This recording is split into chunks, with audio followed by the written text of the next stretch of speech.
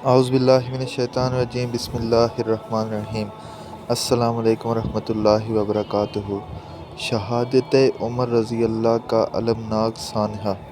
27 ذی الحج سن 23 ہجری بروز بدھ کو حضرت عمر رضی اللہ عنہ مسجد نبوی میں نماز فجر کی امامت کروا رہے تھے۔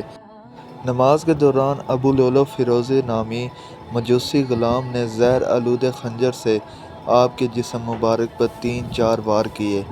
حضرت عمر رضی اللہ عنہ زخمی ہو کر گر پڑے۔ حضرت عبد الرحمن بن عوف رضی اللہ نے نماز پڑھائی۔ بدبخت قاتل نے مسجد سے بھاگتے ہوئے تقریباً 13 مسلمانوں پر وار کیا، جن میں سے 7 شہید ہو گئے۔ آپ رضی اللہ کو بے ہوشی کی حالت میں گھر لایا گیا۔ ہوش آنے پر جب آپ کو بتایا گیا کہ حملہ آور مجوسی تھا تو آپ نے اس بات پر اللہ کا شکر ادا کیا کہ حملہ آور مسلمان نہ تھا۔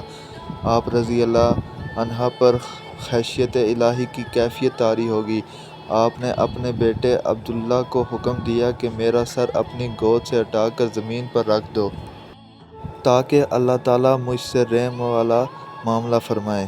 اس موقع پر حضرت عبداللہ بن عباس رضی اللہ عنہ آپ کو بشارتیں اور تسلیاں دیتے رہے۔ 3 دن کرب میں گزرنے کے بعد آپ رضی اللہ عنہ زخموں کی تاب نہ لاتے ہوئے یکم محرم الحرام سن 24 کو جام شہادت نوش فرما گئے۔